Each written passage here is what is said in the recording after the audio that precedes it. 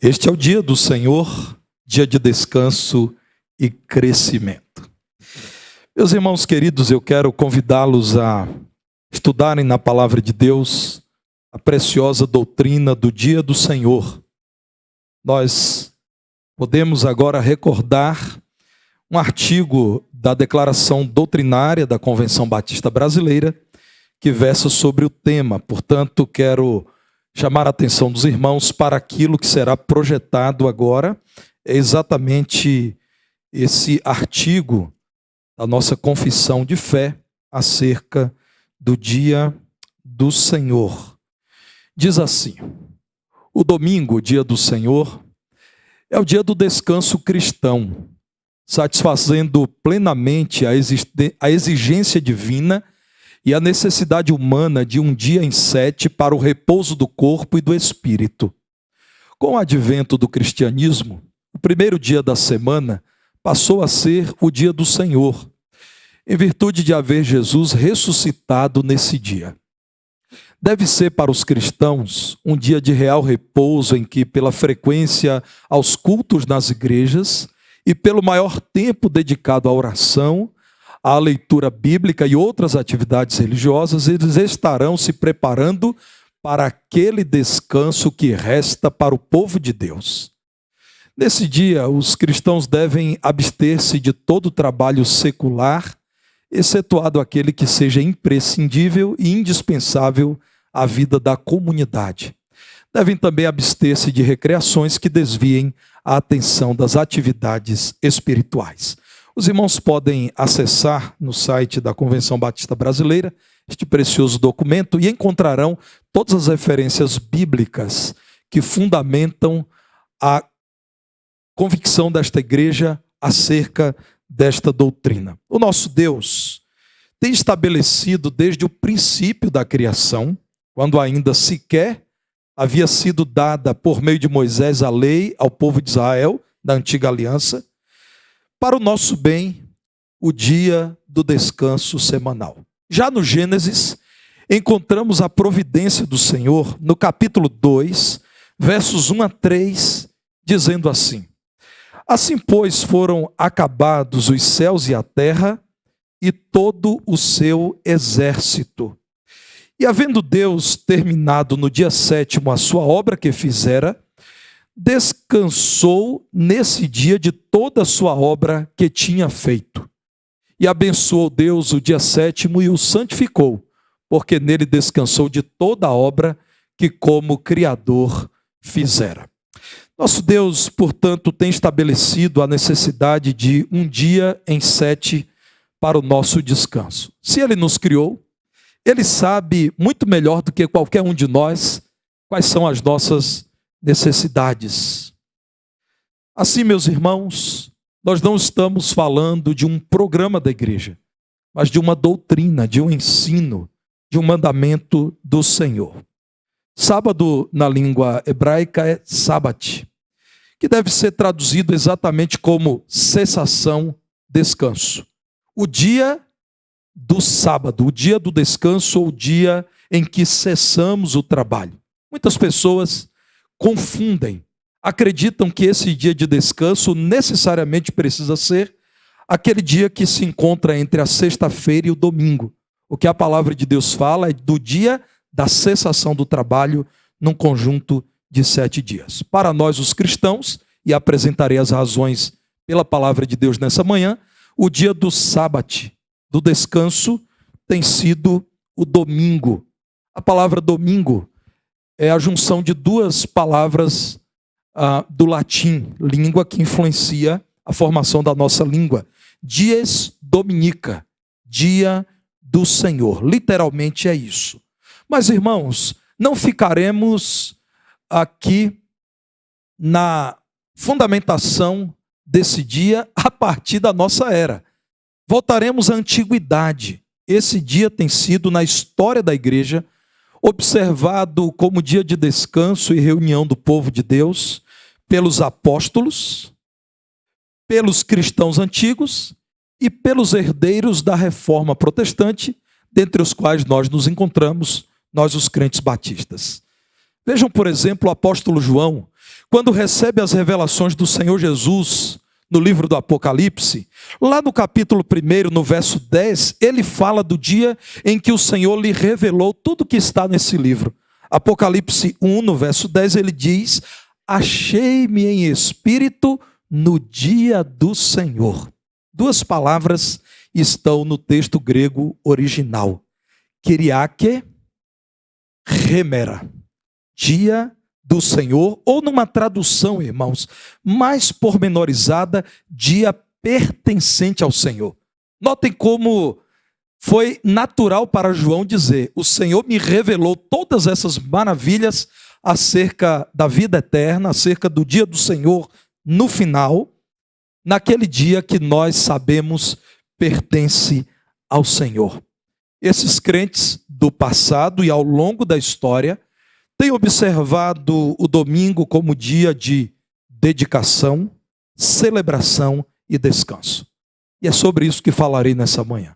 Mas eu não defenderei, meus irmãos, a observância desse dia de descanso de modo místico, porque nós cremos, pela palavra de Deus, que nenhum dia, nenhum lugar, nenhuma cidade, para nós não existem cidades santas, a não ser a Nova Jerusalém Celestial. Nenhuma reunião é mais sagrada do que o Senhor Jesus Cristo. Vejam o que nos diz Romanos, no capítulo 14, verso 5.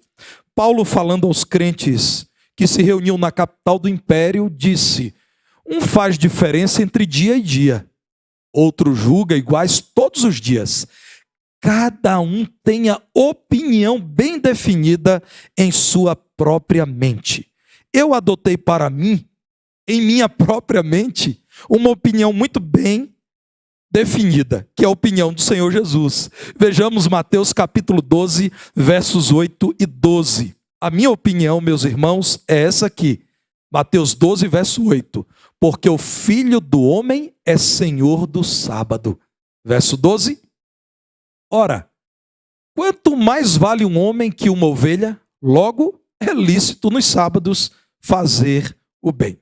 Meus irmãos, há dois perigos quando tratamos dessa doutrina bíblica, neotestamentária, cristã. O primeiro é o perigo da idolatria. E há grupos religiosos que compreendem que esse dia é mais especial do que outros, o dia do descanso, e alguns grupos, inclusive, optam por descansarem no dia do sábado do nosso calendário. Mas há aqueles, irmãos, que têm sido negligentes quanto à reunião com a igreja, ao descanso e à obediência ao Senhor, que nos tem abençoado com esse plano bendito, um dia em que cessamos o trabalho e descansamos. Temos visto que os embalos do mundo gospel de sábado à noite têm roubado de muitas igrejas a alegria do domingo pela manhã. E nesse momento, irmãos, muitas igrejas estão com as portas cerradas, fechadas. Há muita programação no sábado à noite e o domingo tem sido negligenciado. Parece com aquele beduíno que tinha um camelo. E camelos são animais muito bem adaptados ao deserto. Mas o beduíno tinha um amor especial por seu camelo. Era um amigo para ele. Começou então uma tempestade de areia no deserto. E o camelo olhou para ele com aquele olhar do cachorrinho de vocês. Vocês vão rir do beduíno, mas vocês fazem o mesmo. Parece que o camelo está na cabana e ele estava fora. O que é que acontece com os crentes? Nós dizemos assim: só neste domingo eu irei ver no campo o jogo do meu time. Não olhe para o lado, por favor. Nós não queremos constranger ninguém nessa igreja. Olhe só para mim, por favor. E depois, irmãos, nós dizemos assim: só neste domingo, Senhor, só neste, eu irei lavar a minha casa, porque ontem no sábado eu tive que levar os meninos ao parque e não pude fazer isso. E depois dizemos assim: só nesse domingo das férias eu não me reunirei com a igreja de Jesus. O meu entendimento, irmãos, é que nós abrimos mão de uma grande bênção e também demonstramos não confiar no plano de Deus. Há crentes preparando-se para o Enem, para um concurso, e que dizem, eu preciso também estudar no domingo. E não concordam com o Senhor que diz, a sua mente, o seu corpo, precisam de descanso até para que você seja aprovado no concurso. Não concordam com o Senhor de que Deus os abençoará ao longo de 6 dias de trabalho e os abençoará com um dia de descanso. O que acontece conosco, irmãos? Estamos cada vez mais exaustos, cansados, inaugurando síndromes de esgotamento a cada dia um pouco mais, porque nós não temos valorizado essa doutrina. Eu quero com muito amor convidar você a entender que Deus te abençoou, convidando a viver com um dia em 7, que é o dia de dedicação. Veja a igreja primitiva reunida em 1 Coríntios, capítulo 16, nos versos 1 e 2. 1 Coríntios, capítulo 16, versos 1 e 2. Quanto à coleta para os santos, fazei vós também como ordenei às igrejas da Galácia. No primeiro dia da semana, não há dúvida, no domingo, cada um de vós ponha de parte em casa, conforme a sua prosperidade, e vá juntando, para que se não façam coletas quando eu for.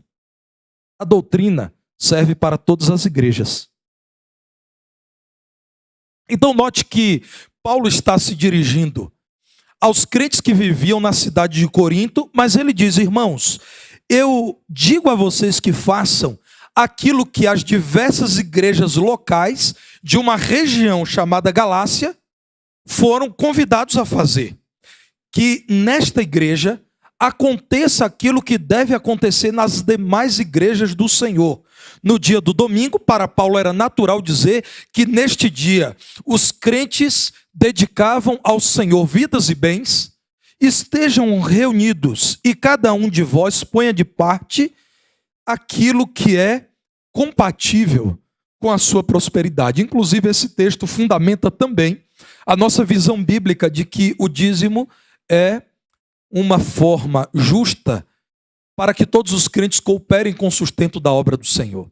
Ponha de parte conforme a sua prosperidade. Meus irmãos, Paulo está dizendo àqueles crentes, há um dia em que eu sei, em que há grandes motivos para que vocês se reúnam, e veremos isso daqui a pouco. Esse dia, então, deve ser o dia para que todos os crentes, rendendo graças a Deus pelo trabalho que têm e pelo sustento que alcançaram, conforme aquilo que Deus lhes tem dado, dediquem ao Senhor também os seus bens. Não façam isso quando eu estiver com vocês, façam isso a cada domingo. Quando eu estiver chegado, então eu receberei essas dádivas e levarei para os irmãos que estão enfrentando pobreza na Judéia. Meus irmãos, é bíblica a doutrina que diz que os crentes devem se reunir e dedicar também os seus bens ao Senhor, além da vida. O serviço é a marca de todo cristão. Paulo está dizendo aqui, em todas as igrejas, como ordenei às igrejas da Galácia, fazei vós também. Isso, claro, nós fazemos com grande ênfase no domingo. O que dedicamos ao Senhor? Com grande ênfase neste dia em que nós buscamos cessar o trabalho, e meus irmãos, lembrem-se da nossa confissão de fé, excetuando-se aqueles irmãos que realizam um trabalho que é indispensável, insubstituível na sociedade. Certamente irmãos nossos agora estão trabalhando na companhia energética para que tenhamos luz, para que tenhamos energia elétrica nesse lugar. Certamente irmãos em Cristo que atuam como bombeiros militares, policiais militares, estão nesse momento garantindo que podemos nos reunir neste lugar com segurança. Certamente há irmãos em Cristo que trabalham como profissionais da saúde, médicos, enfermeiros, fisioterapeutas, técnicos em laboratórios, que nesse momento, irmãos, nos servem, porque há irmãos nossos agora participando da transmissão do culto ou acompanhando este culto pela transmissão na internet enquanto estão no leito de hospital. Mas, meus irmãos, a ênfase da palavra de Deus é: tenhamos um dia em que dediquemos o máximo de tempo ao Senhor. O domingo não deve ser, irmãos, um dia cansativo, mas deve ser sim um dia em que devemos dar tempo para a obra do Senhor e para os nossos irmãos. Eu fui criado naquele modelo de igreja em que nós estávamos 8h30 na igreja para orar, 9 horas na escola bíblica, o culto acabava meio-dia, tinha um ensaio do coro. 2 horas, embaixadores do rei, 3 horas, pastor Arlécio, caixa de som nas costas, culto ao ar livre. 18 horas, escola de treinamento, união de treinamento, 20 horas o culto, 21h30, sepultamento do pastor. Meus irmãos, para mim, quando criança, isso era maravilhoso. Eu não falo disso com uma memória amarga, mas eu reconheço, irmãos, que nós não devemos perder o equilíbrio. Deve ser um dia em que dedicamos muito tempo, mas deve ser o dia para aquele sono da tarde. Não comecem a dormir agora, vai ser à tarde a hora, com essa chuva gostosa.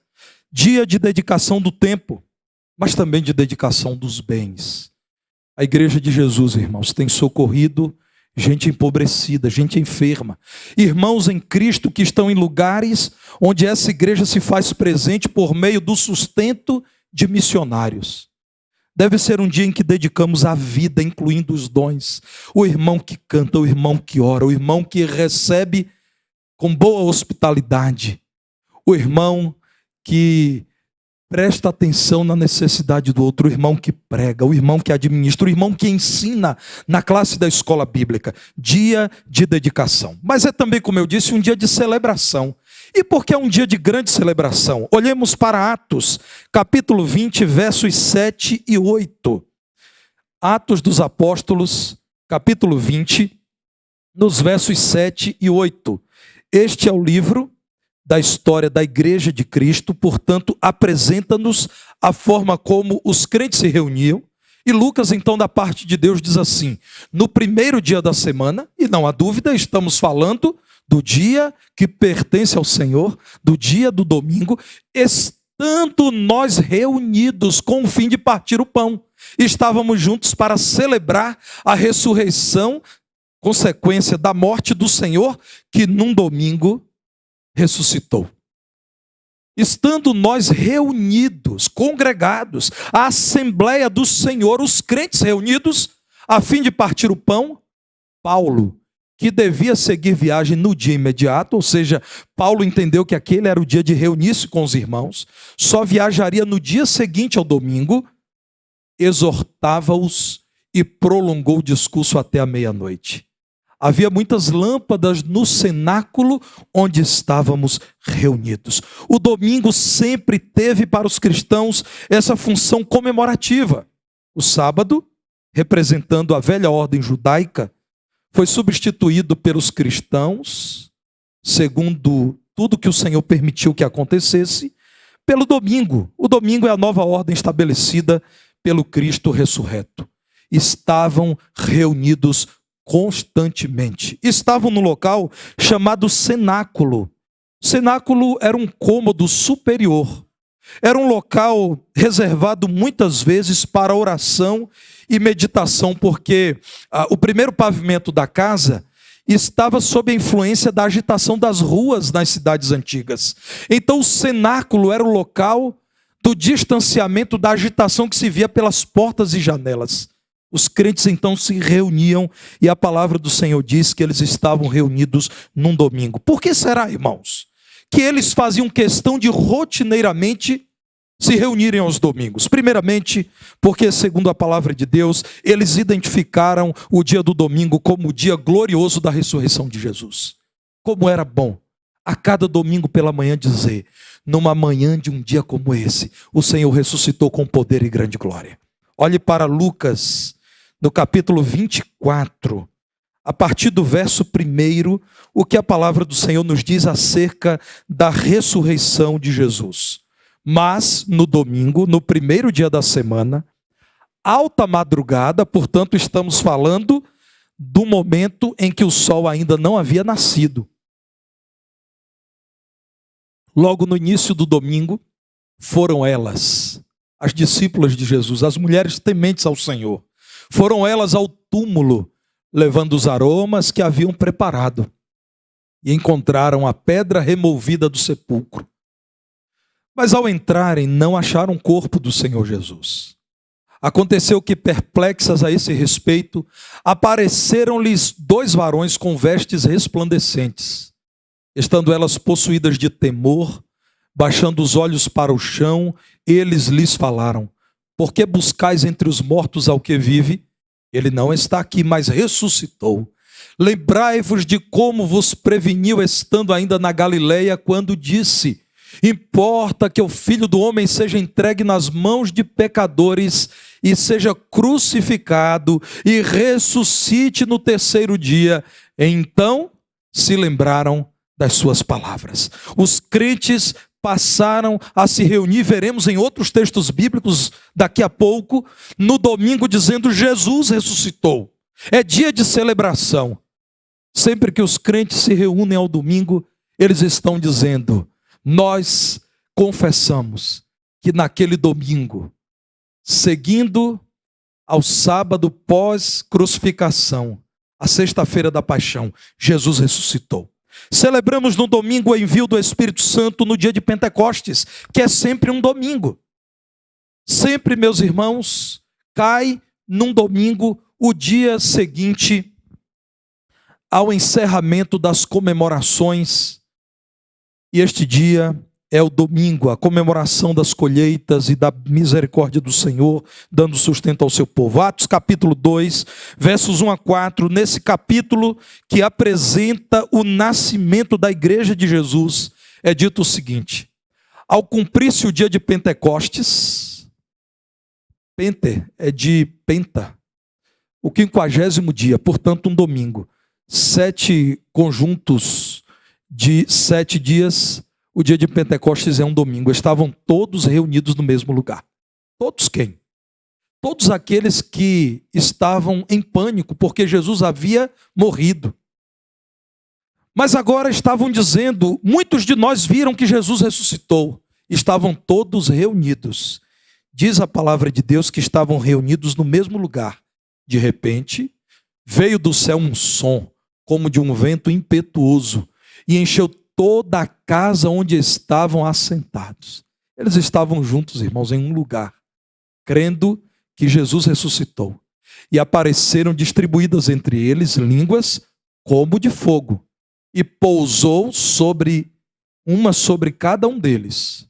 Todos ficaram cheios do Espírito Santo e passaram a falar em outras línguas, segundo o Espírito lhes concedia que falassem. O domingo, irmãos, é o dia em que celebramos o envio desse Espírito, em que, estando gente temente a Deus de todos os cantos reunida, partos, elamidas, gente da Panfilha, gente do Ponto, da Galácia, gente da Arábia, o texto bíblico diz isso. O Senhor capacitou os seus servos a anunciarem a grandeza de Deus nos idiomas dessas pessoas. Então quem era árabe, ouviu em árabe. Quem era mesopotâmio, ouviu em sua própria língua. Nesse dia o Senhor democratizou o seu Espírito. Todos os que creram em Jesus como Salvador receberam o Espírito de Jesus. E aí nasceu a igreja. Um corpo unido a Cristo, porque agora tem o Espírito de Cristo. Porque é dirigido por Cristo. Porque é usado por Cristo. Portanto, o domingo para nós, irmãos, é o dia em que dizemos: a igreja nasceu, celebremos o Senhor. O Espírito nos foi dado. A igreja pode agora sim cumprir o seu papel, exercer a sua missão, porque Deus lhe deu o Espírito poderoso, o Espírito que é santo, capacita os crentes, consola os crentes, orienta os crentes, ilumina os crentes para que compreendam e amem a palavra de Deus. O domingo, irmãos, portanto, é a celebração da nossa entrada na igreja, na Assembleia do Senhor, no grupo dos discípulos reunidos agora como igreja de Cristo Jesus. O domingo é dia em que celebramos a mensagem da salvação pela graça de Deus concedida a todos, como no dia de Pentecostes, esse dia relatado em Atos capítulo 2. Irmãos, dia de Pentecostes, como está em nossa declaração doutrinária, fundamentada na palavra de Deus, é um dia singular e irrepetível. Não é correto falarmos que um novo Pentecostes aconteceu. Eu entendo a intenção de irmãos quando dizem o Espírito de Deus nos dirigiu grandemente em determinado culto. Mas, irmãos, não existiu e não existirá um novo dia em que o Espírito será dado aos crentes. Foi dado naquele dia, esse evento é singular, marcou o surgimento da igreja. E agora todos os que creem, que entram na igreja, recebem o Espírito daquele em quem eles creem. Portanto, não é correto falarmos ou orarmos ao Senhor pedindo um novo dia de Pentecostes. Esse dia é irrepetível, porque ele resolveu a necessidade da igreja. O Espírito desceu sobre todos os que creem. Louvado seja o nome do Senhor. É um dia, portanto, de dedicação, é um dia de celebração, mas é, graças a Deus, um dia de descanso. A grande vantagem, pastor Arlécio, de pastores baianos é que eles falam do dia de descanso com muita alegria. Os irmãos vão de notar que quando eu falo assim, descanso, sai com leveza da boca. Dia de descanso, irmãos. Meus irmãos, que preciosidade nós temos na palavra de Deus no capítulo 20 de João. João capítulo 20. Quem nos visita, por favor, eu não estou sendo xenófobo, é que eu sou baiano. Às vezes eu fico com receio de voltar na Bahia, porque o pessoal acompanha o que eu digo pela internet. Quando eu chego lá, querem me questionar. Por que você está dizendo essas coisas, né? Como se eles não soubessem que é tudo verdade. João capítulo 20. Irmãos, vejam a preciosidade. João 20, verso 1. Vejam a sequência do capítulo 20 de João. João 20, verso 1. No primeiro dia da semana, o domingo, Maria Madalena foi ao sepulcro de madrugada, sendo ainda escuro, e viu que a pedra estava revolvida. Vamos agora, irmãos, ler o verso 19 do mesmo capítulo. Ao cair da tarde daquele dia, o primeiro da semana, trancadas as portas da casa onde estavam os discípulos com medo dos judeus, veio Jesus, pôs-se no meio e disse-lhes: paz seja convosco. Agora, irmãos, no mesmo capítulo, verso 26, João 20, 26, passados 8 dias, no domingo seguinte, estavam outra vez ali reunidos os seus discípulos, e Tomé com eles. Estando as portas trancadas, veio Jesus, pôs-se no meio e disse-lhes: paz seja convosco. A mim me parece que havia uma rotina.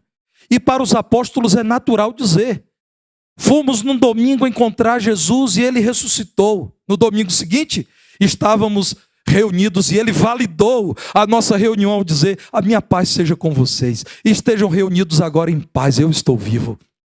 Uma semana depois, de novo reunidos, temendo, irmãos, a ação cruel dos judeus que perseguiam os crentes, Jesus de novo diz: estejam em paz, a reunião de vocês é boa, paz seja convosco. Mas o que fez o homem? Discordou de Jesus que validou esse dia de descanso. O homem inventou o computador e então aceitou trabalhar tanto que até no domingo ele quer trabalhar. O homem inventou o carro e ele aceitou ir tão longe que ele decidiu fazer uma viagem domingo de manhã para voltar à noite. O homem inventou o smartphone e decidiu que ele poderia resolver muitos problemas de uma só vez, inclusive no domingo. Irmãos, é preciso que muitos crentes confessem que têm pecado contra o Senhor, porque são gananciosos e querem trabalhar até no dia do descanso. É preciso que crentes confessem que se deixaram escravizar por um ídolo chamado entretenimento, e até no dia do descanso martirizam a mente, acompanhando programas e jogos e atividades sem fim. Aceitem essa dádiva do Senhor, que é dar a vocês a orientação para que cessem um trabalho nesse dia e haja descanso espiritual. Quantos de nós, irmãos, chegamos aos cultos dominicais cabisbaixos, deprimidos, cansados, pessimistas, mas saímos animados? Quantos de vocês dizem: pastor, eu cheguei aqui para baixo, mas eu estou saindo, graças a Deus, feliz? Descanso do espírito, irmãos, que vem pela oração, pela leitura e meditação da palavra, pelo louvor congregacional. É descanso também para o corpo.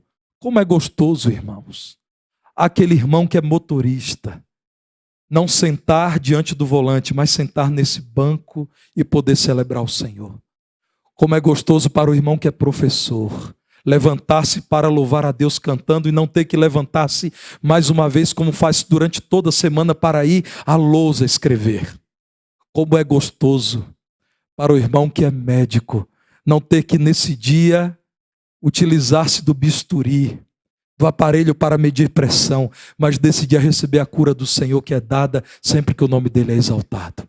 É dia de descanso para o corpo, é dia de descanso emocional. Irmãos, nós não somos máquinas, nós não suportamos essa continuidade de mensagens que temos que responder nos aplicativos, de atualização de timelines, né? de história da nossa vida, de linha do tempo dos aplicativos de mensagens ou de redes sociais. Nós não suportamos isso, irmãos.